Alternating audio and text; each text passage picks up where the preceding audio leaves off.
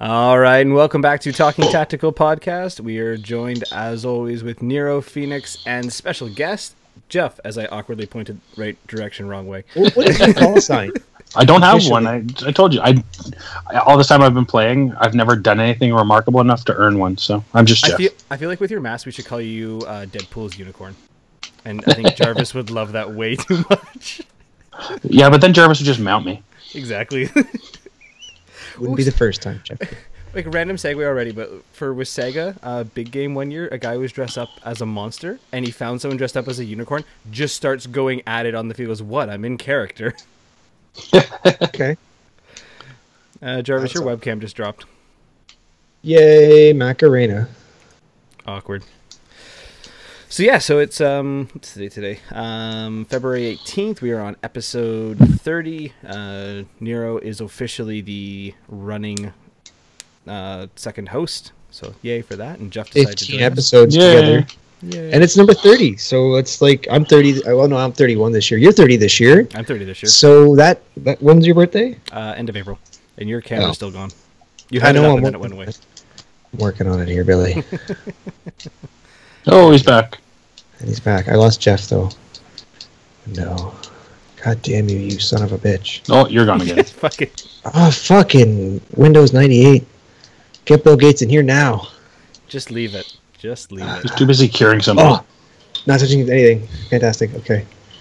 So, drink your beer. So, And this is why I tonight, host the podcast. Tonight we're doing. Thank you very much.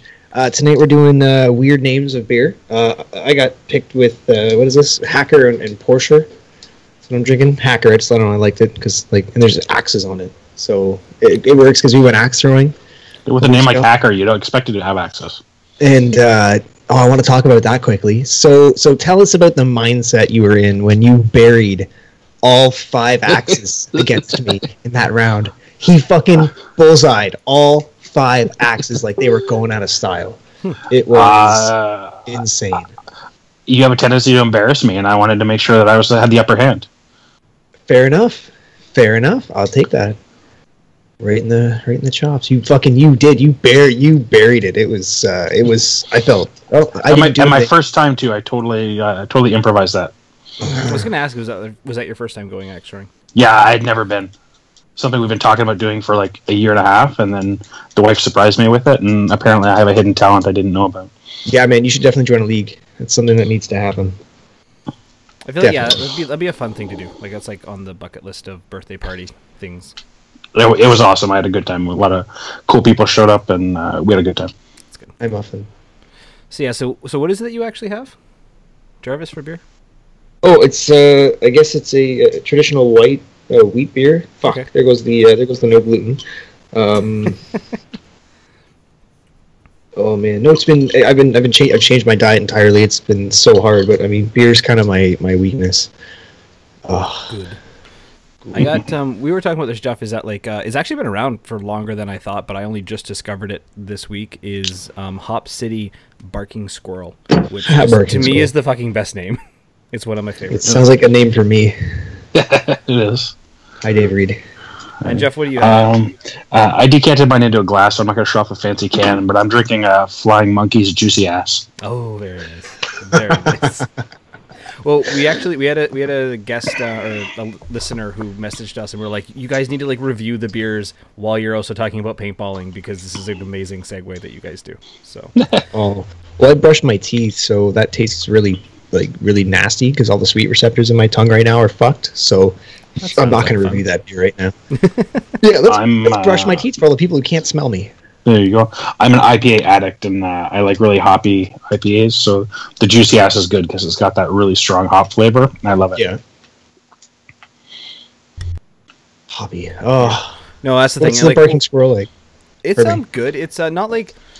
It's not as hoppy as the Flying Monkey's Optical Illusion, but it's a good segue beer. Like if you're looking to get into more flavorful drinks. Like one of the jokes is like I had Creemore Springs in Lot 9 last show, and when I first had it, I was like, "There's nothing to this. Like, where's the flavor that used to be in it?" And it's just because I've been drinking different things lately. So Oh, and then you switch back to Keith's, and it's like, this is not an IPA. Oh, This is That's filtered that's the opposite of an IPA. Yeah. Get West Coast IPA from Mill Street. It's fantastic. okay, I'll have to check out that one. West Coast. But actually, for the Barking Squirrel, one of my buddies is in Toronto. He does digital advertising. They actually have who is it? Moosehead owns Hop City now, and on Fridays they get a fridge full of this beer, and I'm like, that's awesome. Fucking hate you. So, That's crazy. but yeah. So, Jeff, questions. First one. How long have you been paintballing? How old were you when you first stepped onto the field? So I've been playing for 18 years. Oh. So I guess I was 25 when I first started playing. Oh, wow. It's almost half your life at this point. Yeah, well, yeah. I turned 43 this year, so yeah, I've been playing for 18 years. A friend of mine dragged me out to. It was actually Raiders at the time. Oh, wow. Was one of the Phoenix projects I think he dragged me out to, and I got kind of hooked.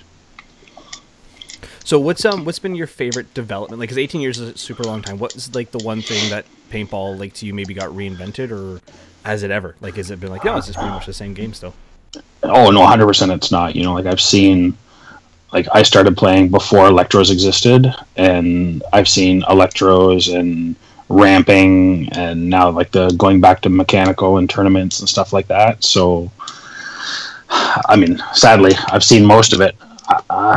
Really, even though the Electros weren't so bad, they almost chased me out of the sport. But I think they're fucking terrible at one point. Well, they were terrible, but like when they first started, like it was kind of in the minority, and like you see the Angels, like the old LED Angels, wasn't so bad. But honestly, the Shocker Turbos and the first kind of ramping boards, that was the first time I heard that on a field. I turned my head and I was just like, number one, what the F is that? And number two, like you could just hear that was the sound of thousands of kids quitting paintball. Yeah. Well, it's one of those things, like I've heard a lot of people say, is that like I don't play at predominantly speedball fields, so I don't notice it too much. But ramping, when like, ramping in tournament and on airball practice makes sense when you're playing other speedballers. But you do anything on a walk-on ramping, like you're just being an asshole. And oh yeah, 100%. The fields that allow it, I'm just like, no, it's not really want to play anyways. But I think like you're right, like even hearing full auto every once in a while on the MagFed like side, it's like okay. But yeah, no, I think definitely the electrical, and then it's funny, like you said, the mechanical is regrowing, like it's resurgence. What is it? Oh yeah, I love it. The Planet Eclipse has a Middlesex, mechanical now, and yeah, they've got a drop in for their First Strike and G Mech or whatever it is. Yeah, and then Lux. Yeah. Oh, does Lux too? Inception's doing great stuff with bringing autocockers back. Oh, for sure. Simon's stuff is amazing, and they're beautiful guns. And now that he's gone a long way of spearheading like a mechanical division in the NXL now, so like it's starting to kind of claw itself back, which I really like. Yeah, it's not Lux directly, but it's their sub brand, like not their top end. It's the lower one that they're doing. It just got announced because some. Oh really? Okay. Yeah, it's something like in the past couple of weeks. I actually really want to Google it. Jarvis, stop fucking around with your camera, and I know you're actually. I'm not. All I did was try to touch Facebook, and it's like, no, you're not allowed to fucking touch Facebook. It makes your camera drop. So I retouched, and I'm back. See, look, I fixed it before it was even a problem.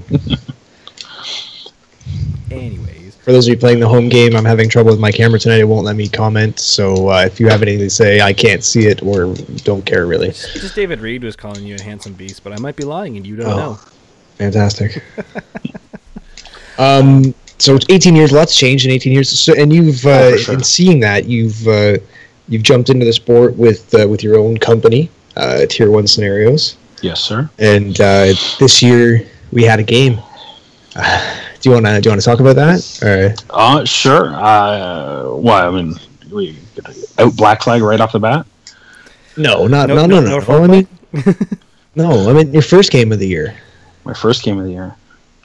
Headquarters? Yes, with your pink flags. I love your pink flags. I like my flags. I think I was one of the first kind of guys out there doing like a big kill confirm game in like a big context like that. And and really analog flags, they they work well even in the rain because we have a habit of getting really bad weather at headquarters games.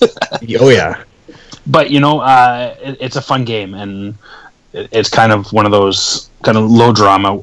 I like it from a business standpoint because I can kind of pick up and go with that game. Like, I don't need to set up, I don't need to write, I don't need to do a lot of props. I just need to get a friendly field and some people that want to play paintball. Awesome. So actually, on that, like, how much does go into like getting an event ready for you? So I mean, our average time to event from like conception to showing up at a field is about 3 months. Okay. Like we kind of at the beginning of the year, we kind of sit down and figure out how many events we want to do. We figure out when they're going to kind of shake out. We talk to some fields early, and then about 3 months before events scheduled to take place, we make sure that we have our story in place. We start writing our missions, what we need for props, and there's probably about 6 meetings between me and my partner who run my games that we sit down and we go over. And up to like the last one we do like a kind of a full walkthrough of how we anticipate the game going throughout the day. Kind of, how we figure people are going to move and how things are going to work. We work with a field map all the time, and we kind of block out where we anticipate and where we write missions to happen so people aren't like shoehorned into this area and that area. So we spend 3-4 months, usually 3 months, trying to figure out how these games are going to run. So, sorry, to clarify, so you go through and you like pre-plan through the game and you actually walk through how the game's going to play? Oh, okay. So you kind of we write our missions. We write our missions based on we expect this to happen in this area, and the last mission happened over here, so there's going to be a concentration. Like, I don't know, using PRZ for an example. I mean, we plan, so there's a mission happening in the warehouse, and we know that our last mission had people in the back of the loading dock. We figure where people are going to have concentrations and where people are going to be respawning from. So we try to move people around the field so people aren't getting shoehorned into like the same area, and we just know that everyone's like running to somewhere because that's where people run to. Fair enough. What do you think is the best way of splitting the field though? Like to go in to the game development and like the progression. Because I had a recent debate with somebody about this, and I'm curious on your take on it. Like splitting a field, what do you mean? Like refocusing or making sure that you can maybe spread out the players better. Because missions. The missions is one. I mean, the key is having intelligent spawn points. Mm-hmm. We've started using some dynamic spawn points as well, which kind of shifts where you're spawning, where you're getting people that are spawning where your concentration of players are. So it's keeping the action instead of like you're not. We're doing that a lot more now too to try and defeat spawn camping, because I mean spawn camping is a very real thing. You get like the sneaky players, the first strike players they'll pin people in. And I know not this past year, but the year before at headquarters, we had a real problem with it, where we were having to dynamically throughout the day kind of balance how that was working. But I think smart spawn points and smart mission design, and actually multiple mission design, that's something that we're kind of really cognizant of, where we've got kind of 2 goals in play at once. So you're less likely to see a group of players like concentrated. Like, if you've got 4 things on the field that need to be gathered simultaneously, you're likely to have 1 or 2 groups out there looking versus just having like 50 players looking for one thing. So we're trying to kind of intelligently write how people are moving. Yeah. No, which is definitely it. Like, I think one of the jokes is like you said, like 3 months of planning, because it's like, how quickly can this fall apart and can this mission objective be accomplished? It's like, I think my favorite example is like one of the first mini events that I hosted was some VIP just booked it, or somebody had to get a VIP out of a building, and somebody just booked it into the building as fast as they could, and then the VIP ran out and got shot. And I was like, oh, yeah, okay, well that's over now. And it was like, and I've had that happen in my games. Yeah, I've had it happen multiple times in my games, but again, just having multiple objectives on the go. Yeah, and that's something that we put a lot of effort into. Is, I don't know, I don't want to say the best way to phrase it is, but we try and think of, we have a lot of friends that look for shortcuts. They look for the most efficient way of doing something. Hi, everybody. I'm those guys. I like how both of us just raised our hand.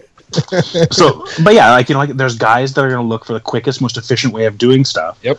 And we need to, like, we're aware of that, and we try to be kind of cognizant that that they're going to, you know, like Jarvis is going to run in with a knife and take a chance, or someone like Evan's going to stockpile all the crap on a field so no one else can get to it. There's always a wrench. Like, you there's know, like, always a wrench that gets thrown into every plan. Like there is, and that's why we spend 3 months, because we try and find the wrenches. So to that end, actually, I had a question regarding that. Is it because, like, do you have a lot of real-time strategy knowledge and experience, or like, did you play a lot of games to prepare you for this? Like, where does this come from? I'm actually horrible at real-time strategy games, but I love tactics and that kind of thinking, so I read a lot of books about that kind of thing, and Chris too. Chris plays a lot of, like, squad-based first-person shooters, and he's also... for clarification, Chris is... Chris Wilson Quinn, my partner in Tier 1 Scenarios. Okay. And he does a lot of my game writing with me.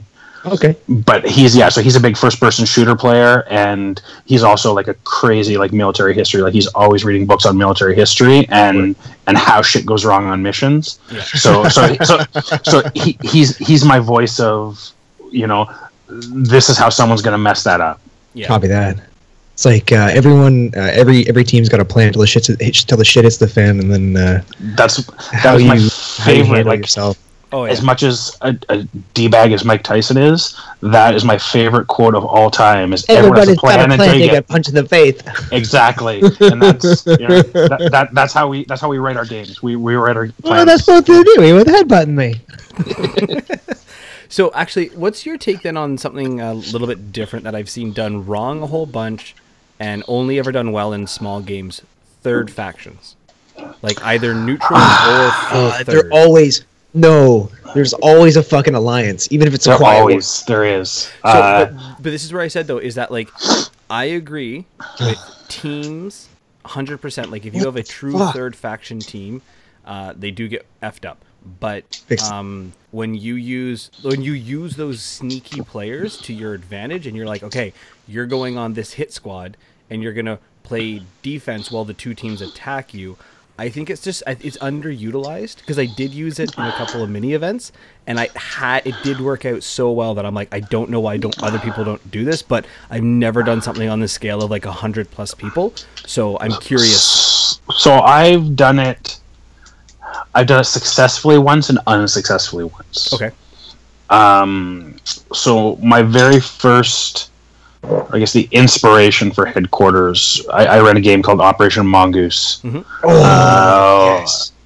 So that was a third faction. That was a 3-faction game that worked out really well. Mm-hmm. But I had strong commanders with strong senses of that they didn't want to win, and they wanted to win, and they didn't want to win by riding someone else's coattails. Okay. So all 3 factions had very motivated commanders.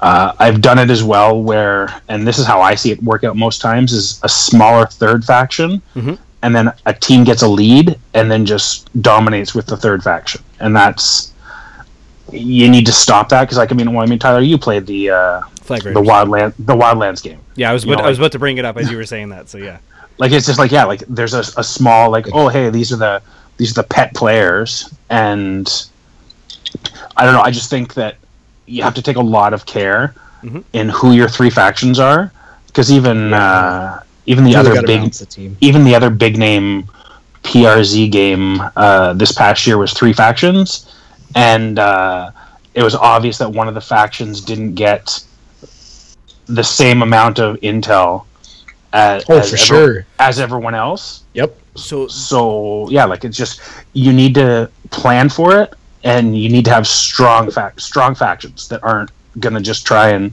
like you said, ride someone else's coattails, or just play or just play favorites. Yeah, for sure.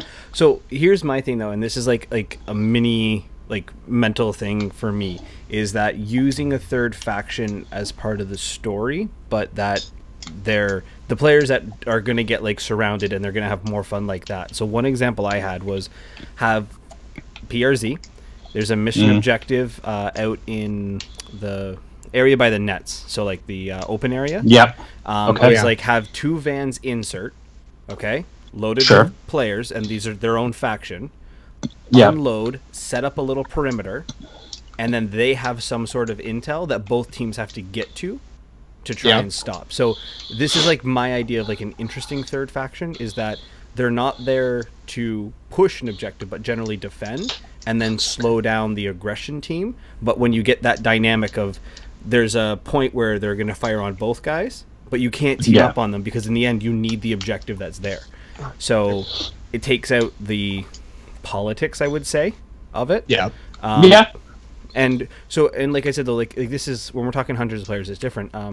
Nero was at my mini event that we did it as, and when it was only 30 players, kicked ass with a third faction. Yeah, and but like I think a small number. I think the third faction is much more viable. Yeah. I think you're less likely to get that kind of that team shoot going on. And what we did was that like I used these guys as defenders, and then when I got shot, I actually just became. The problem with it was though is that when you get turns out like it comes back to like the Wildlands type game, right, where you're like the actual video game itself. You're that 4-man elite squad. We were 5 or 6 men, but we're a pretty savvy squad. We got a guy with a dam, 2 guys with dams, I believe, myself and 2 other really experienced players against 2 really rebel-ish like watered down squads. Oh, there's my washing machine done.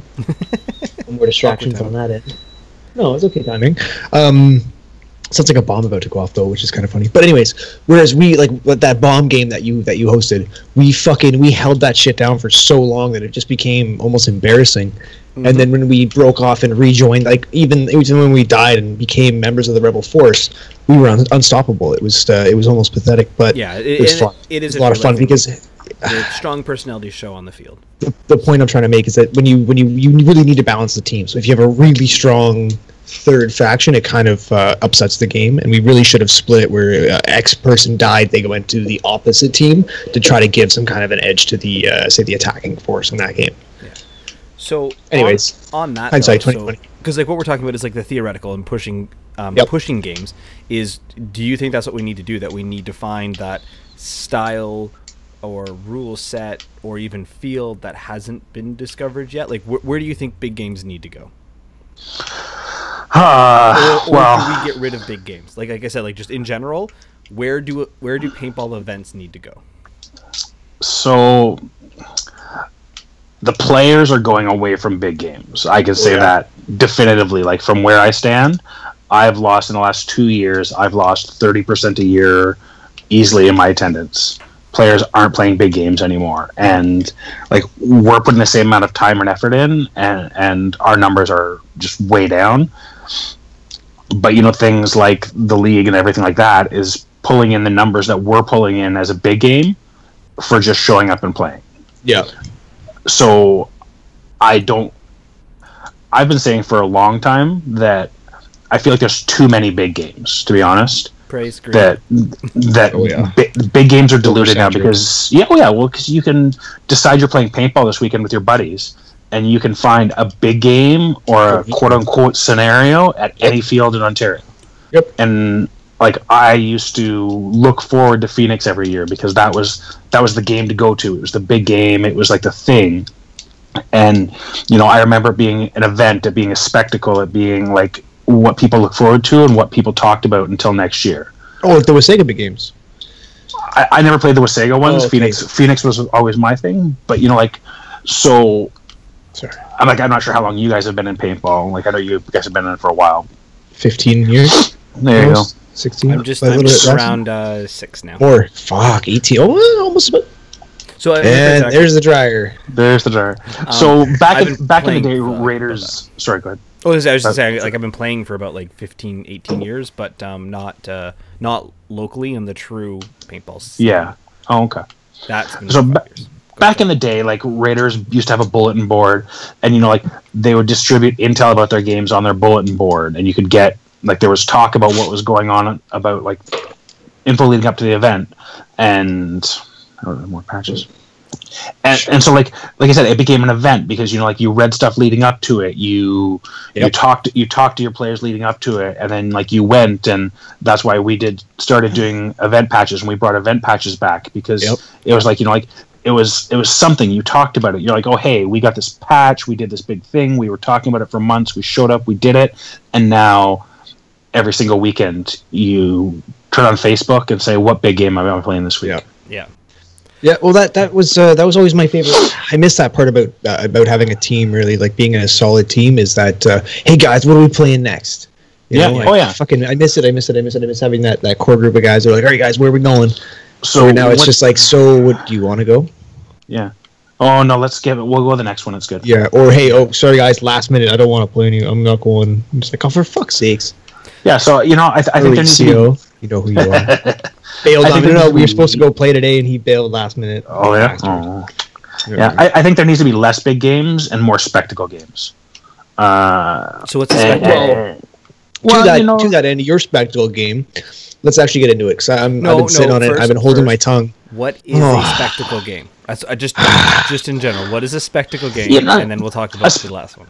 So, like, a spectacle game is something that's like something that's different, something that people are looking forward to, something that's like, even if it is like the same kind of game, but it's something that like there's build up to. It's not just generic big game XYZ. You know, like anyone can say we're doing a big game. Everyone can trot out a World War II battle and say, hey, we're doing big game battle, blah blah blah, Russian name. Like it's just like, you know, make your game something unique, make your game something different. Yeah, like it's a build up to defend, but there's no recreation or attempt. It's just you know, like there's guys out there that put a lot of, and I'm not even saying me, because I mean there's certain games. What? Phalanx, man, that game was fucking amazing. Well, but again, you know, like it's something that was built up to, and that's why we cut back slowly, like the number of games we've done over the years, because even we were feeling with our minimal number of games, we were just, there you go, more Axe themes. Facts. More Axe themes. It's got a Viking. It's got a Viking on it. I always send that on my Snapchat. But yeah, so like just more build up, because, you know, like even our games, like I said, we started to dilute a bit because people were saying, oh, well, when's the next tier 1 game? So we shoehorned more games into our schedule, and then we felt like our quality was dropping because we weren't able to put the time and effort and build up into what we felt represented us. Yeah. No, and that's the thing, is like, I remember representing you guys perfectly. It was like, what, 2016, I'm going to say, is when you guys were at your height? 2015, maybe? Yeah, 15. I would say 15. Yeah, 15. So I think our first game was 2013, and then we did 14 was a low year. Yeah, I would say 15. Yeah, because that was the year, like, because I haven't, I've made it, I think, to 1 tier 1 game, but it's like, I have been bugged relentlessly, and I always had family stuff come up. But like, I remember that 1 year where it was like the only MagFed games were tier 1, and then the other PRZ game, and then that was just like, that was it. You can see it. I fixed it so I could see you guys all equally.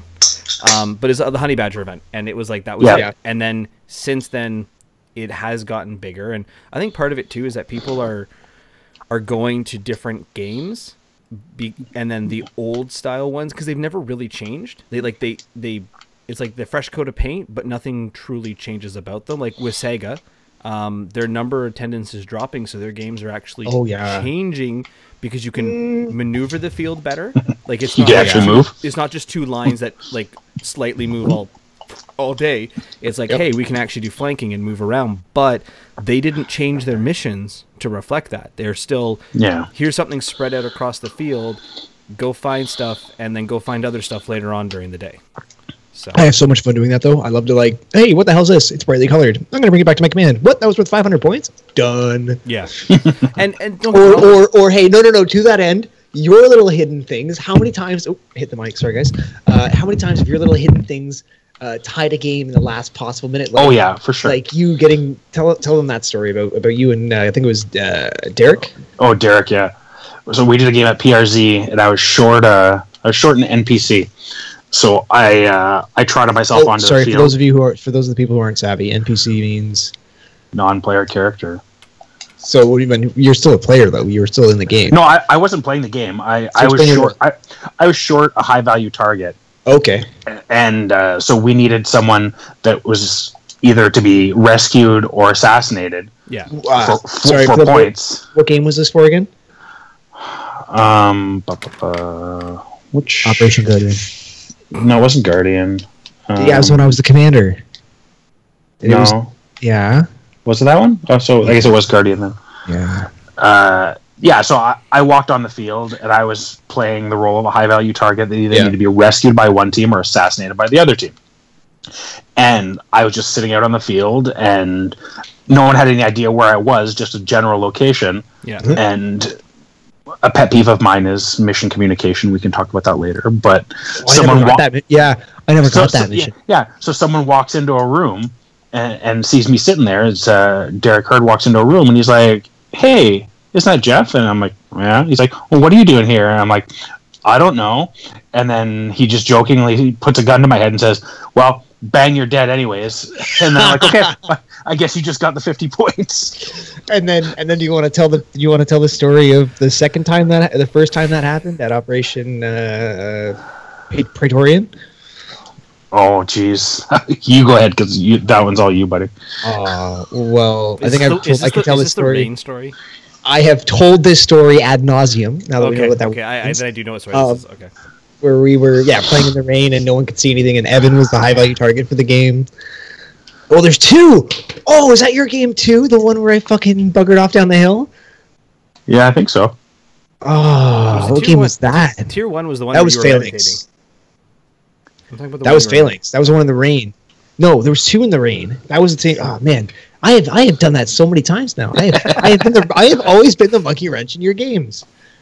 Not to toot my own horn, but my wife in the background just doot doot. I love her. She's got that. She's got me down. Okay, so anyways, but no. we telling the story? The one where like last minute. There's seconds left in the game, and I knife Evan Henshaw. Yeah, but it wasn't just Evan. You knifed like 10 guys on that run. Oh yeah, because I had no gun that game. Yeah. That whole day I didn't have a gun because I just came back from Calgary and I had no money for paint, and Rolo paid my entry. And you played the whole game as a medic with a knife and ended up. I think you went on like a 7 kill streak, including an HVT that won the game. Yeah.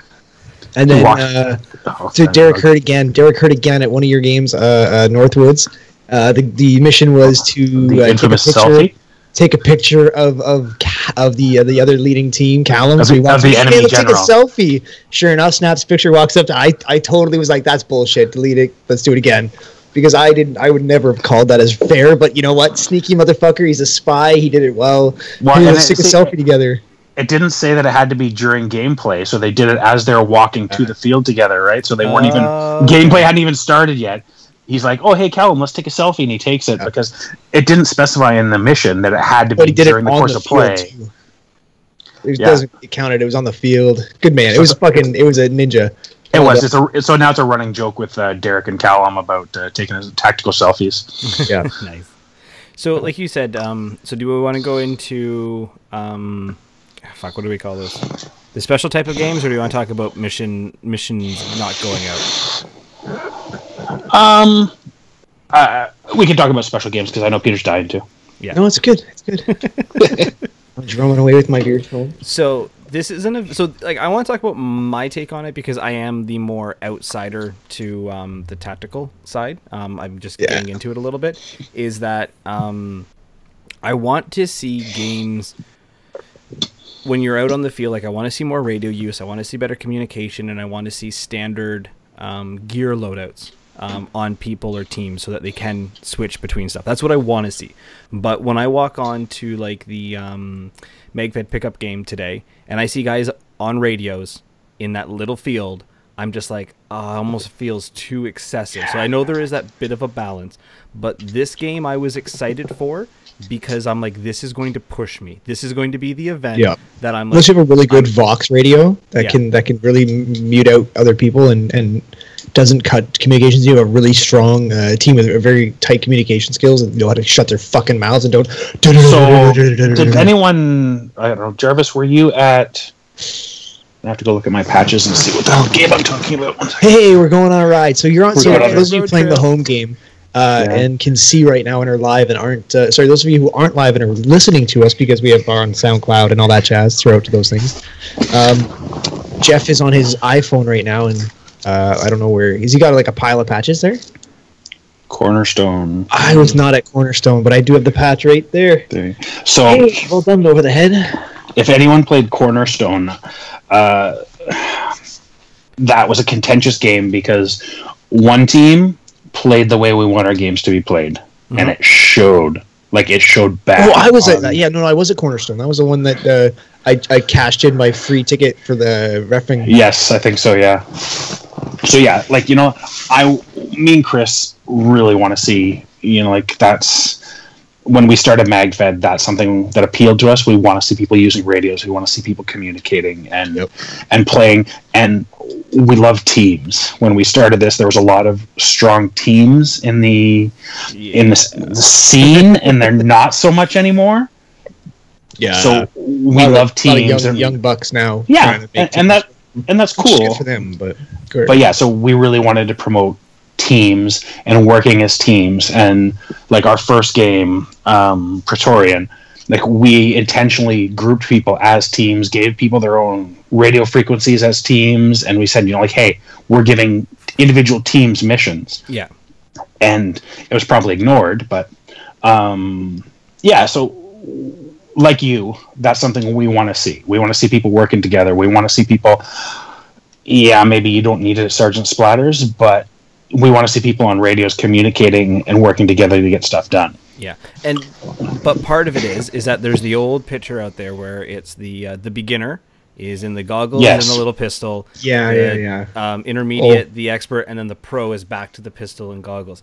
I've been to events where there's guys who I appreciate their play style and I look up to for like their skill sets, and they're just like, no radios. Like, no, we'll just go out, we'll wing it, we'll just have fun. And I feel like it's the blue gene. It's the part of the right mentality of like, I don't need to be a matching camo to be a good player, but at some point in my head I'm like, but I want to kind of take this to the next tactical level.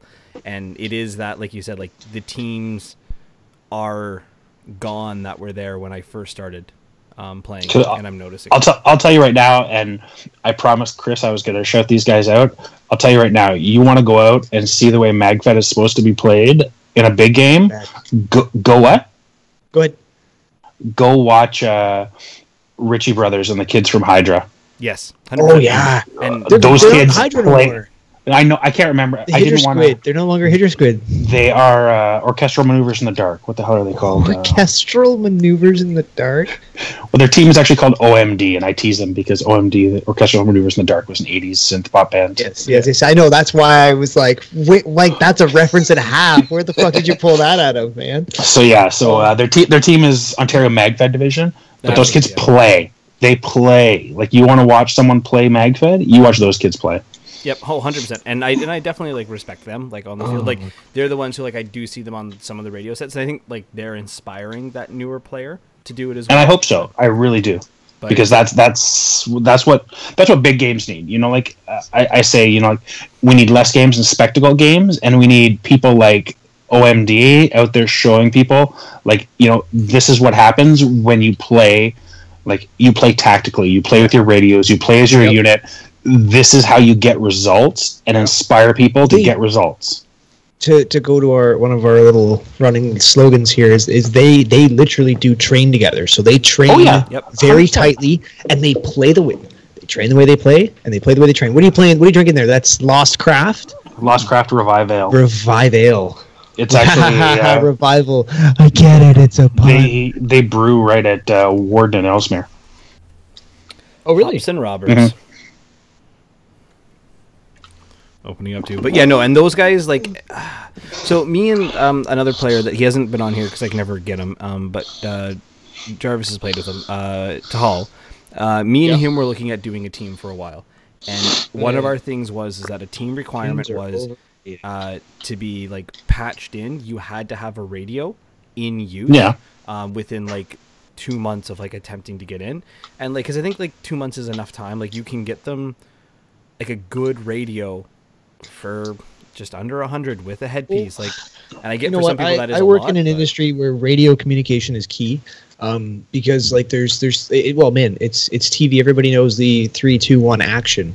You know, and if one of our techs is off key or doesn't copy back, like, hey, can you kill your smoke machine? And then 20 minutes later, the fucking place is choked out because Buddy was sitting sleeping in a corner and wasn't copying back. Which I'm not saying happens, but it could happen. Yeah. But like, there's just it's so necessary that even just to take work and from what was that, from tactical to practical, having a copy, sitting and listening to their communications is kind of like having the mindset that I have when I do anything. As Jeff pointed out while we were out for drinks last weekend, always putting my face to the door. And so the other thing too, though, is that like with these topic things, there's a smile. I saw him crack a smile. Is I counted. There's a laugh. There you go. He exists. He's a human. Because Nightmare had a comment in there too about like that team. I missed it. Are they MagFed or are they Milsim? I think we have to. We have to ban the "Is this MagFed" conversation. Keep talking. Be right back. Okay. I don't know. I think they're both. Mm-hmm. And I think they're one of the few teams that I can honestly and truly say are both. From like watching, like I've watched, I don't know, I got here, 1, 2, 3, 4, 5, 6, 7, 8, 9, 10, 11, 12 games, probably between 100 and 200 players each in the last 5 years. They're the team I can point to right now and say those are the guys that are Milsim and MagFed. Yeah. Because there's lots of MagFed teams and there's Milsim teams, but they are definitely both. Yeah, for sure. And I think like the scoff. The other thing too is that like, face of the pretty hardcore teams. Like the MagFed discussion is it's the equivalent of saying like stock class and other things. It's like in general, there's the way that your marker is loaded is what makes it MagFed. How serious you take it determines your Milsim. Do you have 100% tape? well, not even just that. Like, and I'll use a prime example. So, like I've known the guys from, whatever. I've known the guys from Vice for ages. Mm-hmm. Vice doesn't play Milsim; they play speedball with MagFed guns. Yes, and they play it really effing well. Yeah, but you can't. I don't know, and it's not being disrespectful to those guys, but you can't point to Vice and say, they're a great Milsim team, because they're not.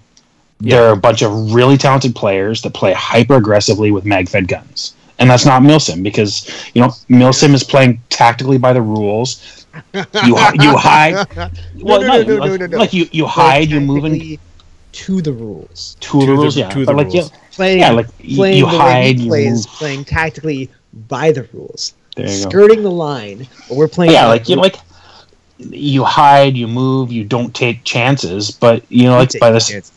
No, but I'm saying like tactically, or Milsim, like to play Milsim, you don't take the chances because you're playing like your shots are going to kill you, right? Yep. Like that was something we used to find. Like when I started, I'm going to move my angle. I'm weird. So when we started at Splatters, I used to play indoor at Splatters. Like I'm not even joking. Like 3 to 4 times a week, 3 to 4 hours at a go, and we would play there constantly. And we knew the field inside and out. And we used to get a lot of the SWAT team would show up there. And I'm not saying like pretend SWAT team. I'm talking like literal Toronto SWAT would show up and play. They used to come out to CQB all the time. It was fucking funny. So like the guys would show up, and everyone would be like all the renters and all the guys that didn't have a lot of experience would be like, oh, I'm going to sit this one out. I don't want to play against these guys. I don't want to play against these guys.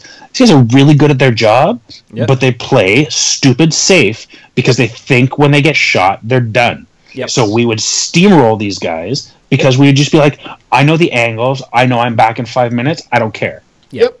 And that's the MagFed versus tactical, And when they would come out to CQB, it would be a matter of they would stack up on a doorway before breaching out or in. Yeah. and we would just come sliding into the room on our knees and just bam, bam, bam, bam, bam, bam, take out a whole line of them because we knew they would be stacked because they had very predictable patterns. Because they were playing tactical. Exactly, and we were playing speedball. Yeah. Bunker everywhere. And like the old players, like the old like experienced guys, I think that's what it is. Is like they do play speedball, and I came from speedball into MegFed, so I get it. And you didn't come from speedball though; it just came from playing at CQB. And when you played at CQB, you came up with unorthodox tactics. Speedball. I know. I'm saying those of us who came from CQB. But like and that's something me and Chris kind of talk about a lot too, right? Was the whole thing that like people say they're playing tactically, but they're not. Like rushing to the 50 in a plate carrier is not playing tactically. It's not milsim. Nope. But that. But that's actually playing tactically is you run until you hit opposition and then you engage, depending on reinforcements. But we don't want it. Let's not tactically. Let's do this. So. This is what the game is all about, is it not? We're talking tactically now. We are talking tactically. I just don't think that we're seeing a lot of that tactically. No, we never do. Now. Because we'll push to the 50, stop at the 50, wait 10 to 15, catch our breath, because they've gone to the 25 and hunkered in. Yeah, 100. That happens 99% of the time. That 50 should have run to the 75 and engaged. Precisely. And then here's my other thing, too, on that, though, is that we made it to the 50. They're at the 25. Me and Jarvis have done this, and when we've played together, is that let's go push the line by sacrificing our bodies, find out where they are and aren't shooting, and then make adjustments with our deaths. And that's a really good question, because like to me, that's a tactical advantage of paintball, but in terms of tactics, that's a bad tactic. You don't throw people. Well, we're collecting intel. That's very tactical. Exactly, but as I mean, but you're throwing your body away. Intel. But you're using the paintball mentality, which is awesome. Exactly. And I love that about it, but it's using the paintball mentality against the pure capital T tactical mentality. Yeah. Good. You know what? Actually, that's a really good way of making that poignant, of making a point of that, the capital T tactical. Which is true, which is different. Like we are very lowercase t tactical, and I know the whole point of Vice, the reason why they wear the whole Hawaiian shirt gag is because they're scoffing at the whole idea of hardcore tactical MegFed players. They're the most unorthodox players. They are the most unorthodox players out there on the field. They're the weirdest little hipsters in real life that do all kinds of weird shit, and still some of them are some of the most leading edge paintball players out there. Like Too Tall still out there reviewing shit and really faming it up with DEF CON. He's doing a great job there. I can't defame at all. His videos are great. I want to just shout out to that fucking. I heard some rumors about some outtakes where they were shooting. Oh, doesn't suck. They were shooting cake out of that shotgun, but like I don't know if there's footage of that or not. That was just a rumor. So whoever, if anybody's out there, that'd be fucking hilarious. Could you imagine thumb-loading cake into a shotgun, running around a paintball field, blasting cake into people's mouths? Brock! Oh, what? But then, then there's the smell and the sugar and the rotting. Actually, I broke the seal, boys. I have to run to the washroom, so carry on with that. That was a nice little segue. The other thing, too, is that, like you said, like about the adjustments. One of my favorite things when I first got into MegFed, I was playing at Sector 57, and it was Light Brush right in front of me. And I've been playing against MegFed players for probably about a month to a month and a half. And then I went to a mini big game by Opal, who I haven't seen in forever out anymore. But one of the things was that there was somebody ahead of me, and I'm like, well, it's small brush. They won't shoot through this. Like, I'll be fine. And they had an X7 with a hopper and like 5 pods on their back, and they just they shot through it. And it was just like, sooner or later, one's going to get through. Yeah. Yeah, exactly. And it was just, and that was the mentality. I'm like, I've been playing MegFed too much. I got to adjust now. And yeah, it's one of those. I mean, that's the weird thing, is that like, where do you draw the line? And like I said, like I've talked about the communications, because I believe communication to be the most fundamental part to paintball. 100%. Is that I play paintball. I don't own real firearms, partially because of a house size and a spouse conversations. But and the belief of what I do makes me more elite or anything else like that. Like, no, 100% no. This is a favorite hobby that pushes my limits, my physical capabilities, and I enjoy it for that. But I will always treat it like paintball, and I think and I think that's, like I said, like, because before you were saying, like, I want to see it get better for other things. I'm not sure. So it's Yeah, I think there's room, and I think that there's potential for like-minded people, and I mean that's what we'll wait till Jarvis gets back to talk about the meat and bones of this one, but I think that's what I'm realizing is that there's groups out there that there's groups that play my headquarters games, because headquarters is a no-nonsense, it's a paintball game, but it's still mag-fed. Yeah. There's guys that play my everyday or my run-of-the-mill tier 1 games that are still mag-fed, they're somewhat tactical, and then there's, I don't know, the true believers that want to play something like Black Flag, that want to be pushed, that want to try something different, and they want to see what they're made of. Yeah, and that's. I want to see what other people are made of. That was always my. And that's it too, right? Like you're testing not just yourself, you're testing other people. Yep. And that's the thing I was really looking forward to, is to see how many people could last through the night, how many people would fall asleep on the field, how many people I would catch off guard because I could get behind the enemy lines and be like, red. Shh. We had a pool going as to how many people would tap out and go to a hotel. Really? Wow. Yes. That's a good one. We should have had a pool going with how many people would not show up and be bitches and not fucking pre-register. So can we talk about this now? Are we talking about this? Is this actually, are we going there? I can tell you how many people didn't pre-register. No, we just started segueing here on your way back. Good call. So I just want to make one joke because somebody had a comment on here, and I want to throw a little bit of shade on it. Sure. Brandon Greenwood was, I switched to MagFed to stop me from long balling, and I'm like, so what the fuck's First Strikes? You know what? I have a box. I have a whole huge 250 box that's filled with probably about 600 First Strikes. I'm actually super excited because my M5 setup today, amazing, and I'm excited to use it for First Strikes. So since you said it, I'm going to segue back to what I was pulling out. But there's Batman tape on my mags, but I did it like a hockey thing, so I did the twist, so I've actually got a good grip on there. Nice. It's a little bit wider. It's a little bit wider than... Right? I know how to use my hockey tape, eh? Actually, I really do like that. For me. That's a good idea. And then I did it, instead of changing my grip, I did it as a pinky ring finger. Keep that going. And there was a little bit of a wiggle in my frame pistol grip. So I used a little more there, and again, I added a little bit of a lump to it just to give me some tactical dropped my phone. Some kind of feedback where it involves to touch. Haptic feedback. Thank you. To touch. Oh, I only just learned that word today, and I already forgot it. Haptic feedback. So we learned 2 new words today: haptic feedback and ad nauseum. Ad nauseum. You did know ad nauseum? Wow, sounds like such a Peter word. No, he didn't. No, Peter is ad nauseum. I used it incorrectly, and then I was like, wait a minute. I'm sure that's not right. Yeah. You keep using that word. I do not think it means what you think it means. Hiccup? Wow. Hip Hop Anonymous? You give him all the easy ones! So... Rob Schneider. Anyways, so back to Black Flag. Wait, I want to say one thing because I'm actually interested for this because we were just talking about like the celebrities and stuff like that. Is Nightmare is moving to BC?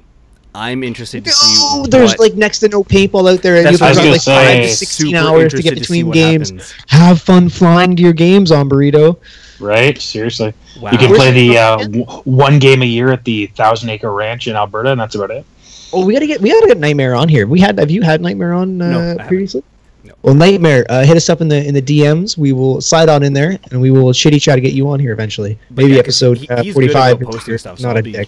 I'll be. It'll get him his paintball fix while he's in BC. Yeah. We can talk about because him and I can talk about what we have in common: moving somewhere and there being no paintball. So you get so depressed, so you move back just for one of Jeff's games, and then you end up murdering everybody. It was it's a great story, and I love telling it.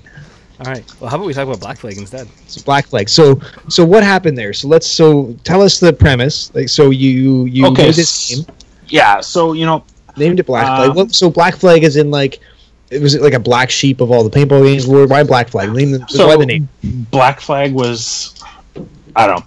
It was there's a lot of meaning to Black Flag. Yeah, exactly. That's what I'm asking. So I'll say literally for 2 years, Jake Cody's been bugging me to do a 24-hour game. So shout out to Jake Cody for inspiring me to do Black Flag. Yeah. So, and being that we, with me and my partner Chris, are big, like, we try and follow a lot of tactical stuff and follow a lot of what's going on in multiple industries. Airsoft, because they do a lot of these kind of games. So we read and listen to a lot of podcasts about this kind of stuff. So we sat there and we're like, well, you know, this is the kind of game, and this is what Tier 1's mission statement was always: we want to make the games that we want to play to inspire someone else to make them so we can play them. I mean, it's a bit convoluted, but like realistically, like we didn't see the games we wanted to play. Yep. So we said, look, this is how you can make a paintball game. Make it so we can show up. And you fucking did. And because I've never played one of my own games. And that's like, that's a sore point, like right in the heart. Like I've never played one of my own games. Well, technically you were an NPC in one of your games, so you were playing. Okay, but yeah, I You didn't have got a gun. tagged out. I didn't have a gun. But I know, I'm just pushing. so you know, like, so both our story for the Black Flag game was a story about like someone working in a country against a country's goals. So it's a very Black Flag operation. I mean, that's a Gotcha, kind of okay. that's like an acknowledged kind of, I don't know, political idea. Is a Black Flag operation is one where you're trying to besmirch your own country to gain political influence. Like Operation Northwoods. Like Operation Northwoods, It's a yes, very Black much Flag so. attack. Oh, okay, I understand now. So So I get it. I like the circle is theme to complete. all of your game names. Game names. So, name games. oh no, name all games. of our Bye, Tyler. names were chosen very accurately, and there's a lot of thought goes into a lot of our names too. Understood. But so then Black Flag also, it, as Tyler said, it's a bit of a black sheep. It's not something that we do all the time, and it was kind of like a one-off. Let's see if this flies. So it was Game. a bit out there. You know, it was an overnight operation. Everything's black, Yup. and I'll be blunt and say There was a it Hunter's Moon that night too. it was also a litmus test that would either be a funeral or a fresh start for MagFed for us if we could pull this off. Yeah. Well, exactly. You know, like it's like, you know, the Black Flag is a bit of a funeral flag for that kind of game. Because I'll be honest, you know, like our game, we announced our game, and another promoter kind of launched a game very close to our game and had equally bad results, Yup. if not worse results. Yeah. So, you know, like, yeah, I don't know, like, you know, like we named it Black Flag because, you know, we had a sense that even though we wanted it and we knew there were people out there that wanted it, we had a sense that this was going to show people that you don't really want what you think you want or what you say you want. You're not gonna. I'd almost say too though is that like you're not gonna put the money where your mouth is. It's Well, like No, I'm all about that. That's sorry. Go ahead. But yeah, like it's like to use like the marker standpoint too. Is like everyone wants a bullpup, but who's actually gonna buy one? Like Well, yeah, vote with your dollar, my fellow Well, yeah. Americans. exactly. You know, spend the money where you want to see things happen. If you don't like the way a game is going, don't go. Don't pay. If you don't like the way you see a field being run, don't go. Don't pay. If you love a team and you love a team and you love a team. Team's the wrong word. If you love a field and you love a company and you want to fanboy it out, fucking spend all your money you want. That's your money. Spend it the way you want to. But vote with your dollar. Vote for what you think is best for the industry. So And, yeah, like we set up Black Flag, Yep. and I felt like we put very realistic kind of tops and bottoms on this. You know, like we said, you know, we want, because it's overnight. Well, yeah. Sorry. Go ahead. Well, but I mean, like, so having it's, having it be overnight and there not being an overnight game in so long, how did you prepare for that? you know, like we put a lot of effort into mapping out the field. We put a lot of groundwork in with the field in terms of like infrastructure. We did a lot of planning on how we were going to set up staging and safe areas. Excuse me. Like I probably had 5 trips out to that field on non-game days for like 2-3 hours each, like mapping out that field and knowing where we were expecting stuff to happen, how we were expecting the game to flow. You know, like we put some thought into when we set up for the teams. We had a checklist of what we were going to give people as a crate, as kind of like, this is your deployment. So you have a checklist of stuff that's inside, you know, like you've got tarps, you've got water, you've got things to set up your safe zone, and you've got a baseline amount of, you know, like stuff like firewood and that kind of stuff. So you've got a kind of... Were there going to be fires? There was going to be fires, yes. There are going to be fires. You're breaking... Murder by firelight! There's going to be fires with color-coded firewood on the field to keep yourself going. So, and you know, like, so we had put the thought into that kind of thing. Shadow where, games. You know, yeah. I'm so good at shadow games. So we had, like, you know, like we had, and we set our top and bottom limits where you know, like this is going to be difficult to manage. Mm-hmm. So we set an upper limit where, you know, like we don't think it's, so we can't run a fair game that's true to this format over a certain number. Yeah. But by the same token, because so much effort is required, we set a bottom level where it's not worth it for us, and we can't deliver a quality experience. And it wasn't even necessarily from a financial, although financial was part of it, but just from like a gameplay perspective. You know, we specifically sought out a really big field because we wanted people to be able to move around in the dark, do their thing. So, you know, we specifically sought out a 100-acre field. So, you know, like we ran, I think it was one of my Barry games. 100-acre woods. So one Dobby voice. Sorry. It was right. Oh, so we ran one of my Barry games. I mean, I love the field; it's a beautiful field, but that had a bit of a low turnout, and it's a 50-acre field. Yeah. So that was some feedback we got on that game. Was, you know, like we felt like we couldn't find anyone. Yeah.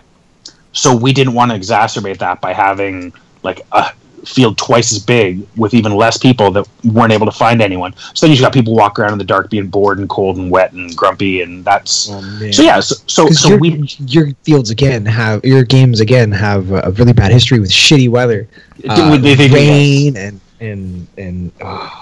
So yeah, so we set a floor and a ceiling as to this is our kind of our operating parameter as to where we can make this game work. And I didn't think that 50 people was unrealistic as a floor for that game. Mm-hmm. We came close, but you know, like 15 people is only 15 people, but it's still 15 people. Yeah. And we have to count on, and this is something that generally the people that pre-register do show up. I mean, that's like industry wide, like it's true, but especially something like this, there's a very real possibility that someone's going to chicken out last minute and not show up. Or you know, well, that's why you have to make that. You have to make a solid pre-register, because because you have to, again, it comes back to finances. Because if you don't have money in the bank, how the fuck are you gonna buy props? How the fuck are you gonna plan a game? How the fuck are you gonna get tapes? How are you gonna get anything funded? But this don't one register and give you the money so you can actually buy it. Sorry, go ahead. No. Because it's a private operation. I don't think people understand that this is a private operation. You're not doing it entirely out of your own pocket, and the stuff that you do out of your own pocket, you have to be reimbursed in some way. Well, and this is something that, you know, so like Tyler alluded before we went live. He says, you know, like what do you do for a day job? Because, you know, like there's a lot for a day job. Let's talk about that. I'm a project manager for construction. That means I tell grown men who should know better what to do. I do that too, and I'm only a laborer sometimes. But yeah, like I organize and coordinate stuff for a living. But yeah, you know, like honestly, I do this out of love. You know, like I started. Of course. But I'm saying, like, there's guys out there that make a legit go of doing this scenario thing for a living. Yeah. You know, like there's guys like Kyle LaCure from Synergy. You know, like I know he has a day job, but like dude puts on 21 events a year. Like he tries really effing hard to make promote scenario games his gig. You know, like there's guys like Viper down in the States. You know, like he has like his Animal Sanctuary shenanigans, but you know, like he puts on a lot and a lot of big games, and you know, like he demands a lot of money to put on games, as like I've heard rumors of. But you know, like he pulls in a lot of money to put on games, but he makes a go of making it his thing. Yeah, and a name behind it too, though. Like a Viper game is sure, supposed to be a big deal. Yeah, well, but you know, it like, wasn't always, right? Once upon a time, a Viper game was a little tiny, 50-man game that didn't get any attention, and then you know it blew up. And he worked for it, and he got his dues. But you know, like I said, his dues. I started tier 1, or me and Chris started tier 1, so we went to the first Honey Badger, and we're like, hey man, this MagFed thing is pretty cool, but I think it could be different. And you know, like, and we went to like the kind of the new generation Phoenix games, and we're like, you know, I don't like the way big games are going, so maybe there's something to this MagFed, but you know, I think it could be done different. So we put the effort into making it different. Like I said earlier, we started making the games that we wanted to play, and you know, like there was a group of people that were in MagFed when we started this, and those are the guys that, you know, we did this game for. Yeah. 1 sec. Sorry, I had to send my kid up to bed. That's okay. Good. But it's also one of those things too. Is like, so I've done something not nearly to the same extent, but I hosted for 2 years in a row organized walk-on days at my local field, and that was what's your local field? Sector 57. Sector 57. I love that game. That game. I love that game. What a great game field. I still have yet to play there. I really want to play there. So what it is though is that this year I'm gonna scale it back. I'm actually going to do one event, but I'm gonna host it twice. So what happened last year was... Explain that. What do you mean by hosted twice? Same event twice. So what it is... Like Duran is the event so good he had to run it twice. Exactly. What it is that last year... sorry, the first year, I ran them on Sundays because that was my day off. The following year, Saturdays were easier, so I did them all on Saturdays. And I had some core guys who like really supported me in the first year who can't make Saturdays. They just couldn't. So what I wanted to do was I wanted to come up with 5 mission games, about 30 minutes to an hour, depending, and host it on a Saturday and a Sunday so that we can get, like, so the local guys can do it. But my whole thing this year was that I wanted to push my props and I wanted to push the storyline together for everything. And like just props are key. Do the printout awards. Like I've reached out to some guys who do an escape room in Oshawa, Escape Factory, and I know them through paintball. So I came to them. I'm like, okay, I want you guys to build me this type of prop, and I want you to brand it because Panic Factory. Sorry, Panic Factory is what they're called, and it's like, put the brand on it, Panic Factory, so the prop came from there, and I want to tie it into the story. But it's like, it's the same reason. My rule with Alex, who's the owner, as you both are showing off patches, my rule with Alex, the owner, is that the gun show. I get to play in my games. So I made games that I wanted to play in. Sorry, keep going. And to your point, Jeff, is like you've hosted games in hopes that other people would host those type of games, but I also think that like there's been a shift in where the popular games are. So Wasega's dead, not dead, sorry, is down in numbers. Canadian Carnage is dead. I haven't seen anything for that, but Ottawa. Well, there's more to the Carnage story than just that. So that's I don't think Carnage is a fair part of this conversation. But I just mean like in games that used to be like in field. Oh yeah, no, I agree. I used to love the Carnage game. I look forward to that one. I remember the first one. You know what? The first Canadian Carnage was the starting point for Black Ice. That was when the majority, like myself, Mauricio, Chris, and Jordan, came together from playing at CQB for so long, and then we formed Black Ice we kind of like formed it on the field. The 4 of us like synced up. We became a little Wildlands 4-man squad, as we bring back to, and we started fucking rushing into the Wolves' tent and sliding in. Boom! Kill the commander. Oh, the commander's tent hadn't restarted yet, and we'd already fucking pushed their team back. Again, going back to spawn killing. We spawn camped the shit out of that game. I love Carnage. Carnage was fun. Anyways, next field. and or game. Was it like D-Day? Sega. D-Day is now like the big one where it's Never stolen been. from was Sega. I haven't been, but Yeah. like, it's like the same thing. It's like I'm going this year. I made plans to go this year. Where is D-Day? Commando in Ottawa. yeah, they just happened the Oklahoma D-Day. branded. It's still there. Huge game. We've Still there. We've got to do a what was that? The Expeditionary Forces. Who remembers the Magfed Expedition? I do. Yeah, I do. The first Canadian Magfed Expeditionary Force. We gotta do something like that and go to fucking. Well, again, patch. Even going Evan, back to let's that, get on that. we tried to do something different there. Like we tried to Tier 1 tried to run a game in the States, and I didn't know that. the Sorry, first back Canadian MagFed thing was we actually had a game booked at Hell's Survivors. Oh right, and then it ended up getting moved up to here. Where did it get moved to? Well, that's what became Guardian? Mongoose. Right. Because like 5 people registered for that game. Right. Wow. And that's including like all of US and Canada. 5 people registered for that shit. You know what? Though? I was talking to guys who run. That was 2014. Yeah, something even last year. The game in New York. Zero Hour. Zero. I was talking to the guys who ran Zero Hour, and they're pre-registers. Like the Canadians actually pre-registered more than Americans did. They said they had like half as many people that pre-registered actually, or double as many people that pre-registered actually showed up.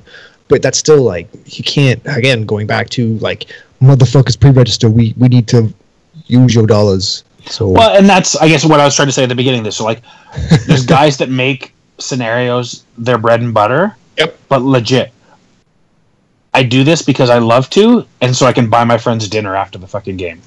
and I always love it when you don't buy me. But that like seriously, I cover my expenses and I buy my friends beer after the game. Like I don't do this for. Buy me dinner before you fuck me in the ass. Yes. And there goes our YouTube monetization in one fucking comment. Not to mention the alcohol consumption and heavy violence. But yeah, like I don't know. Yeah, Black Flag wasn't necessarily about the pre-registration dollars. It was about the commitment. No. Sorry. That's always my argument to big games is if you don't fucking pre-register, why bother going? Like help the field out for sure. Because you've gotta show commitment. Commit to the games you really want to go to. And that's just it. There just wasn't commitment, and I couldn't risk having that shit of a game because 15-20 people didn't show up. Yeah. Risk was the first 24-hour game I ever played, and that was who the hell was it? The people in the comments are going to be yelling at me for this because they probably know. Where was the Risk game? It was a 24-hour game at Bill's. Crazy Bill's. Was it? Wow. Carl's game. Yeah, it was. Citrus was one of the commanders, and they fucking dominated because they had the only team that actually played together. That's one thing Citrus does well. Yeah, really, really well. And they had Vice on their team too, which you mix Vice into any team, and it's just a fucking shit sandwich for everybody else. Shit sandwich. A shit sandwich. It's a shit sandwich. And you know what? And that's why, you talk about teams that like we said earlier, like teams that just they play well and like not to use it as a third faction. But that was one thing that I used to love about Vice. Vice would contact me and say, "Hey, we're coming to the game, but we don't care what team we're going on. Use us to balance teams." Yeah. Oh, always. You have to. You can't just be like, all right. Well, Vice kind of has to be picked like last.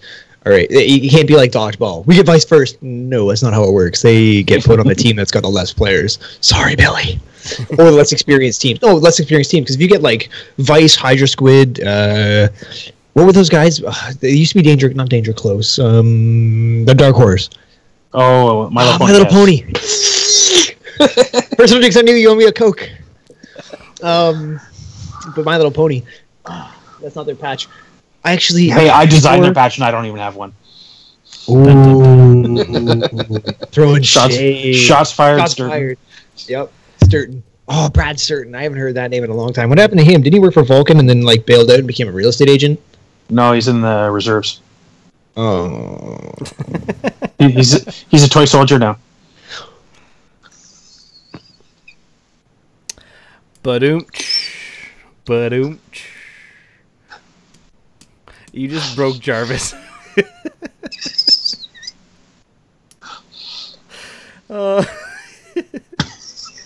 Jarvis has no words for the first time in his life. I know. The thing that I love is his face is going so red and his arm is so white. Oh, my eyes are watering. I can't even think.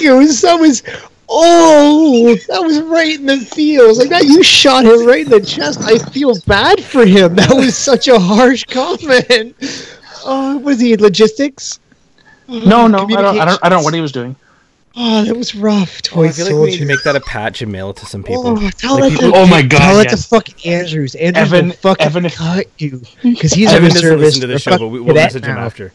Oh, Yeah, he's tell him we need a cadet. toy soldier patch. I just like not even like to the reserves like we just made the joke jab at, but I want to go like get that printed and give it to people that are way too decked out on the field. Just, here you go.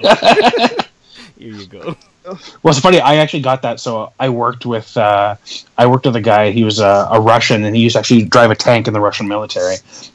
And I had a bunch of reservists on my crew, my demo crew. Yeah. And the Russian guy used to always, whenever he was looking for the reservists, he'd be like, "Where's the toy soldiers?"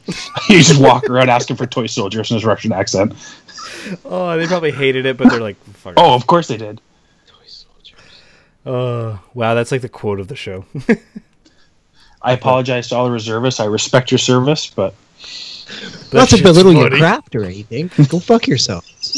No, I take the. I have the utmost respect for any active service members. oh hey, 100%. that was all in jest. That's still Of course. funny. Just to those It's of you not who are funny gonna as snip shit, and stuff, but- be like, these Oh, guys are a bunch of fucking no. liberals who hate the army. Ah! Jeff, I do have a comeback for this one now. We have to get Evan to print about 100 patches, and then just randomly show up at an airsoft game, and then just start giving them out. Paintball patches, but they have to be like very fucking distinctly a paintball. Yeah. Of some kind. Or first no. Multicolored, like the lettering's multicolored. That'll never happen. I really got to get that That was a good M5. And Evan's been bugging me, and he's given me the best possible anything for it. I need an M5. I got to use mine today, and I Oh, you went to the enjoyed it MagFed so pickup much. league today? So yeah, With the the 80 MagFed pickup league. So the one thing with my M5 is that I found Oh, out so we're what talking about you? there was some issues with it, and it was the first run. There was a O-ring that had been missized and put in from production, so that got fixed. But I got the M5 to do exactly what I wanted to today, which is I showed up Belated at the Chinese field. New Year, you're the dog. What? Carry on. What did you say? Happy So belated the year of the Chinese dog. New Year. Happy, happy belated belated Chinese New Year. It's the year of the dog. Myself being the Nero wolf. I mean, all dogs are wolves. Suck it. Trebek, suck it long and suck it hard. Smell that from here. But that's yeah. technically So the correct answer. because the M5 I got to use it, and so Ah, you I lied. went from a Didam to an M5. So I went from like the Very most nice. expensive marker to a mid-range marker. Well, still higher end for MagFed, but I Oh, fuck. especially with a new M17 price drop. Come on, yeah Yeah, so what's the new M17 price drop, Tyler? I have. $249. 249 and Fuck! and I could buy Mags two are for the now price I paid for $24.99. mine. Just kidding. I didn't pay Yeah. for mine. Yeah, $249 and $25 a mag. Yeah, which is great. $20 a mag? 25, but still. Dude, that means that's how much I used to sell my used mags for. Exactly. So Well, I the know, used yeah, mags exactly. are dropping to $20 now. Well, because those new mags are fucking insane. The ones with the giant. I don't. Okay, I gotta say this. I'm gonna say it aloud. I do not like the new mag heads. I fucking. That's one thing I can't get over. Titman and fucking First Strike did it right. 1-to-1. It's nice. It's sleek. Yeah. Okay. So shit gets fucking one paintball gets into that and it's fucked for a couple of days. But that stupid fucking monster they have on top of their mag, it's stupid. It's fucking stupid. Like, just get with the times, kids. That being said, I love though, you, Evan. I- That being said, sorry. Oh, I did Nelson, use them not today, Evan. and I didn't have a Yeah. single mag issue. Well, no, they over-engineered work. it though. It's kind of like the German tanks. You can't put enough out in time because there's so many fucking moving parts that just. Carrying on. So, but this is the one thing I want to talk about, just like when you choose your loadout, and then I think will be a last topic because we're running about an hour Sure. and a What do you run? What do you play with, Jeff? half. Wait, let me Well, I guess play- this. Let me guess this because I got poked in the head with it. I said that. Jarvis was very interested to hear this story because he'd never heard that story. No, Poked in the head. I did tell it once on the show. Whipping out your dick at the field and you boink right in the So forehead. this is the story where me and Jeff didn't. We have talked online, and I Joff? didn't actually know Joff. he was at the event. But Joff I Weed? had made a move to the center bunker, low on air. He comes out of a building. I put one on his chest, and then he comes over and taps me on the head. And it was, no, he walked off. You're barrel tagged. I'm like, yeah, but I shot you there. And I'm like out of ammo anyway. So I'm like, all right, I'm going to walk off now. But then later afterwards, we're just both like, oh, that's the really, really nice person online that I have a really great conversation with in a friendship. You guys totally fought? Assholes to each other. We did. Who yelled first? Who snapped first? Let's hear the story. Is it on the field or off the field? I'll own it. Because I've got a temper, so I probably yelled first. Yeah. I think, no, I wouldn't say you were yelling. I think you refused the to king see where I was yelling. coming from until we got off the field. There you go. And but so like, you just had your stubborn, yeah, I'm angry at everything point of view? Yes, very much so, yes. Legitimately, what it was is I put one right in between your mags in the center of your chest. Yeah, 100%. Oh, didn't feel it. And I didn't feel it.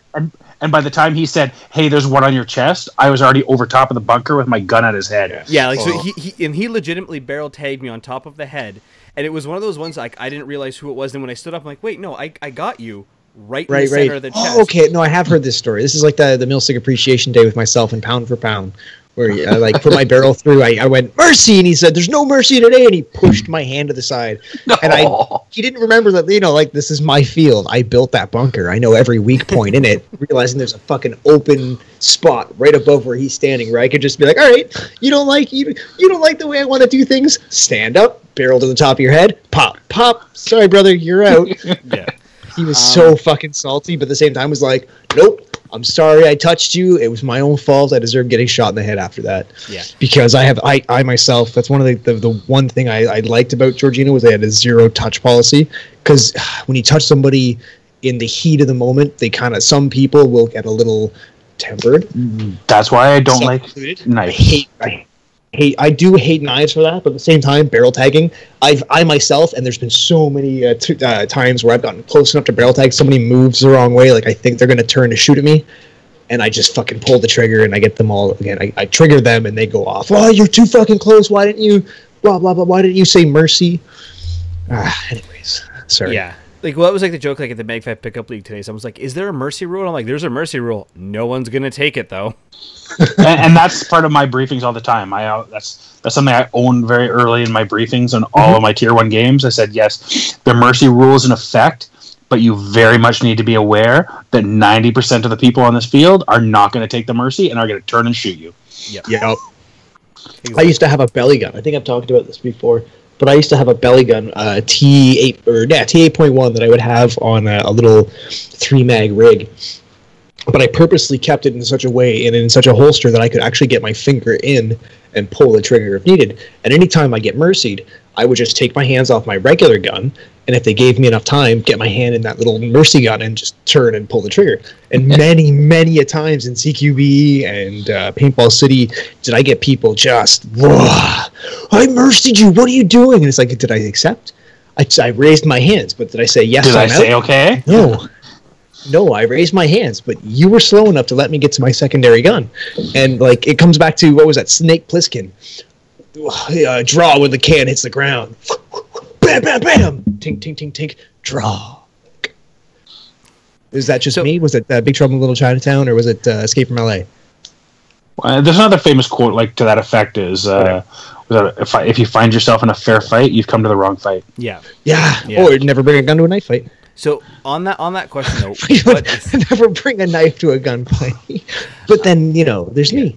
This is Jarvis. So what is your take on mercy? I'm curious on Joff's because I know Jarvis's. Joff's? Yeah. Joff Weaver. Geoff. Geoff Scanders. Guy Lafleur. I've taken mercies, Patrick Swayze? But generally I'm more apt to turn and shoot. Yeah, you have to. No, but I mean, just like I've played enough, and enough people expect you to take the mercy, and I guess it goes back to what we were saying earlier. Like as paintballers, we take risks to get reward. Yes, that you wouldn't take in a capital T tactical situation. Just to kind of bring it back full circle. Yep. So you're like, I'm more likely to turn and shoot and get shot. Yep. I've been shot up close. Like I've got a scar in my belly from a close range shot. Like it's a risk you're going to take, but like there's so many people out there that expect you to take the mercy, and when you don't, they're like they don't know what to do. Yep. So then you've gained an advantage both in the people that are with the guy you turned and shot, as well as they're down a body, right? So Of course. So I understand the necessity of it, Mhm. but anyone that's played for any length of time, it's a pointless rule. Yes. my thing Perfect. with Oh, it that makes sense. is that Good. it's the somewhat limited knife kill. And what I mean Yep. by that is that I've taken mercies where I've legitimately, someone said mercy, and I'm like, the fuck did that come from? Yo. Like I am just like, I have no idea where it was, and I'm like, props to you, good Oh. show. And then there's Yep. other ones where I've mercied people, and it's more that I don't want to shoot you. I want you to take this mercy because you realize that I have completely destroyed you at this moment, Yep. but I'm not quite close enough to barrel tag. And like there's been a couple that I've gotten, and like I'll usually take the respect, and then there's been some where somebody called a mercy from 10 feet away. And that's why I don't like you know, it, because well, that's I've generally seen the those and that's before where where it is. someone's like, "Oh, I think there's a guy on the other side of this bunker. I'll A yell lot of- mercy and see if he walks out." A lot of indoor fields have a 10-foot mercy rule, though, and 10, but they don't realize that on a big game field, 10 feet is a lot of Yeah. a lot of distance. It's yeah. a huge distance. Some bunkers are 10 to 15 feet apart, and if you stand up and yell mercy, it's like, no. Yeah, like one of my two favorite mercy stories are at Sector for both of them. One was that I was shooting. I have a down reverse somewhere. mercy, a great reverse mercy story that's not mine, and it's just because I want to bring up, because you brought up the game changing moment of like rushing in and getting that mercy, and not knowing what to do when you actually get the mercy. Like, oh, actually it worked. Oh my god, it worked. In reverse, it happened to Alabaster Slim, and I think he put it up in one of his videos. We were playing at Flag Raiders. This always comes back to Flag Raiders. And he rushes into a building on this young 18 to 16, 18-year-old girl. He rushes in, mercy, and in the flash second of what she was doing, she just like snapped up and shot him in the chest, and she didn't know what to do. So she completely thwarted this mercy and didn't know what to do. She was in awe, and he's like, no, I'm dead, you're alive. That was fucking awesome. And I remember hearing those words, and then he buggered off, and I popped in and took her out. But that was, Yeah. you know. But it's still like doing that, and that's another thing. Like somebody who with that kind of experience, and he took it with such Aplomb. class. Yeah. Yeah, very And much. It's also one of those things too. Is if you go for a mercy Sure. and someone doesn't, So go take for it, yours. it's You like- said you had your pistol and you were remember gonna pop someone in the head. Go ahead. like if, I didn't mean like, to if cut you you off. try to mercy someone and they don't take it, then you're like, okay, I remember this now, forever, like forever. Phone this week. It's shattered. Brand new. Oh. Sorry. But yeah, so it's one of those ones. Is like my one at Sector was that like someone was in a silo. They were Which field was it? Sector. the big field, No, which play arena? the town, the biggest one. Oh, okay, sorry. So someone was in the bunker and they were almost blind firing, like almost to that point. So I called mercy, and they were like, no. So then they stuck their hand out again, like to try and get a wrap shot, and I shot them right in the hand, and it bled. And it was a girl, like to. I had finish up with this one. scars. And the guys were pissed at me. Like all of the she was there with Smile, like, Jim, 3 you're guys, pretty. and it was 3 guys, 2 girls in the party. We're never gonna get laid now. Yeah, but it was like, but one of the jokes was they're like, no, this is bullshit. Like you shouldn't have done that. And she's like, No. I didn't take the mercy. Like he offered to let me walk out of there, and I said no, and he shot Yep. me. Like that's totally fair. And I love broads with balls, as I call them. yeah, They're and like, fucking and the that one's best. like, they always get me going. They're the best. They're my favorite players. The ones who are just like, fuck you, I fucking had that. And it's like, whoa, I thought you were a dude. Do you see the ponytail at the back? There's always a ponytail at the back. the other one too. What's is her that, name? Sarah Dubbs. Sorry, she's from Michigan. She came up here a few times with Frog something. Oh yeah, I I know. can't remember. You know the ones. But Yeah, she's one of the most. I totally creep her Instagram, but she's totally one of the most badass female players I've ever seen on the field because she just fucking walks through it, and it's I don't know. Totally envy her play style. I wish I had that kind of. Yeah. Anyways, carrying on. The other one I got was on Fat Damon, which is Daryl from The bearded bastards. Bearded Bastards. What's the other one? Though? Whatever. The Damn actual- bearded bastard. The bearded damn bastards. I don't know. They don't have a team anymore, do they? Yeah, they do. It's not the Magfet pickup. MLS. Yeah, Maple Leaf molasses. one, yes, thank you. So I got him in a building where like I caught him reloading his mag, and he fell on the ground. And his response was this: he goes, "I'm taking the mercy. You just scared the shit out of me, though." And it was like one of those ones is like it felt like so accomplished just to be like but how I got into that building to scare him, I couldn't have barrel tagged him before he turned around. Like it would have been like a weird altercation. But like that was that one where like yes, mercies can come out well, but you just have to do them right. So any final stories or anything else? Because we are past that hour and a half mark. All right, well, tell you what. No final story, but looking at my little thing of patches here, I have one original run tier 1 patch. I have one too. We have new ones, but this is one of the original 50 that was made when I made tier 1 in 2013. So I'll leave it to you guys to decide how this was given away. Oh, we're going to give it away? Yeah. Oh, I can't just claim it, damn it. No, you can't just claim it, damn it. So I'll leave it to you guys. Oh, that's awesome. Thank you very much, man. That is the final. Let's do this one. Okay. Message us what your favorite part of the show was, because this is at the very end, so everyone has to listen to the very end of it. What was your favorite part of the show? I listen to the shows twice after we put it up. I also like to watch it on YouTube, so I see my facial expressions. So I'll ask questions, very deep questions. But yeah, so we'll do it that way. Is that you have to message the Talking Tactical podcast page on Facebook. For those of you who are playing the home game and can't see us, it's one of the original Praetorians where it's a picture of the deer or stag, I believe is the correct term. With the one over the heart. Oh yes, Wolfram and Heart. Oh, Joss Whedon. But this won't be extended to anywhere else or any other posting, so we will only do it. We're not going to post it anywhere. Yeah, you have to listen to the show. You have to make it to an hour and like 35 minutes. I mean, you got 2 weeks. You got 2 weeks to get your submissions in, and we're going to do the same thing. I have to pee, so let's cut this short, boys. I gotta go. I have a 20% phone anyway, so yeah. Train the way you play the way you train. Go ahead. Thank you. Where we find tactical, the capital T. Capital T tactical. Love it. Game in May coming, like the one in. Capital T tactical. I want to make a patch out of that. You want to make a patch out of that? Totally should. You know, it's still pending. I'm a little nervous because 0 Hour and Platoon Commander have been booked the same weekend. I think so that 0. See, there you go. So like Jarvis isn't coming, so why bother holding a game? Sorry, I didn't know about your game. I played really? 0 Hour a year and a half ago. The 0 Hour just announced their date like a month ago. I know, but Evan always is like, "We're going to 0 Hour." You don't have a choice. Well, Evan said he was going to my game. No, Evan. I asked. Let everybody. I really have to feed. I'm going to explode. His response was, "If Jeff's where can we find you guys on Instagram, Twitter? Do you have Twitter, Jeff?" I do, but I don't really pay attention to it because it's. Where can we find you on Instagram? At Tier 1 Scenarios. And Facebook? Tier 1 Scenarios on Facebook too. And I want the show to keep going just to see Jarvis. What's your just to watch Jarvis dance?